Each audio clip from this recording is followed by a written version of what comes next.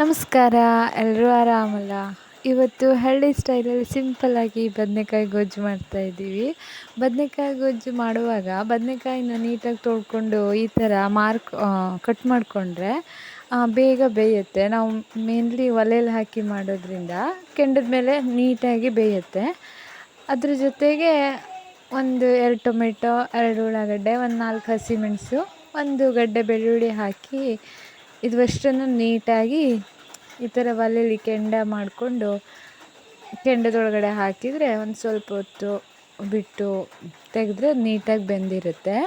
Gas ಒಲೆ ಮೇಲೆ ಕೂಡ ಮಾಡ್ಕೋಬೋದು. ನಾವು ಹಳ್ಳಿಲಿರೋದ್ರಿಂದ ನಮ್ಗೆ ಈ ಥರ ಮಾಡ್ಕೊಂಡು ತಿಂದ್ರೇ ಟೇಸ್ಟ್ ಅನಿಸುತ್ತೆ. ಹಾಗಾಗಿ ನಾವು ಒಲೆಯಲ್ಲೇ ಜಾಸ್ತಿಯಾಗಿ ಈ ಥರ ಮಾಡ್ತೀವಿ. ಫಸ್ಟ್ ಈ ಥರ ಒಲೆಯಲ್ಲಿ ಹಾಕಿಬಿಟ್ಟು ನೀಟಾಗಿ ಇದನ್ನು ಬೇಯಿಸ್ಕೊಬೇಕು. ಒಂದು 20 ನಿಮಿಷ ಬಿಟ್ಟರೆ ಇದು ನೀಟಾಗಿ ಎಲ್ಲ ಬೆಂದಿರುತ್ತೆ. ನಂತರ ಒಲೆಯಿಂದ ಇದನ್ನು ಬದನೇಕಾಯನ್ನು ಮತ್ತು ಉಳ್ಳಾಗಡ್ಡೆ, ಟೊಮೆಟೊ, ಬೆಳ್ಳುಳ್ಳಿ ಎಲ್ಲ ನೀಟಾಗಿ ತೆಗೆದುಬಿಟ್ಟು ನೀರಲ್ಲಿ ಒಂದು ಸಾರಿ ವಾಶ್ ಮಾಡಿಕೊಂಡ್ರೆ ಅದಕ್ಕೆ ಬೂದಿ ಹಿಡ್ದಿರೋದು ಎಲ್ಲ ಕ್ಲಿಯರ್ ಆಗ್ತದೆ.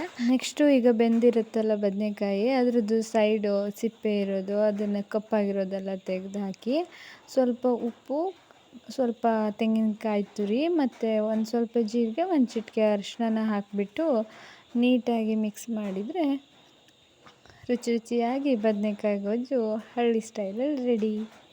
ಇದನ್ನ ನಾವು ಊಟದ ಜೊತೆಗೆ ಸೈಡಲ್ಲಿ ಗೊಜ್ಜಿನ ಥರ ನಂಚ್ಕೊಂಡು ತಿಂತೀವಿ. ಗಂಜಿ ಒಟ್ಟಿಗೂ ಕೂಡ ಸಖತ್ ಕಾಂಬಿನೇಷನು. ಒಂದ್ಸರಿ ಮನೇಲಿ ಟ್ರೈ ಮಾಡಿ ನೋಡಿ ಅಂತ ಹೇಳೋಕ್ಕೆ ಇಷ್ಟಪಡ್ತೀನಿ.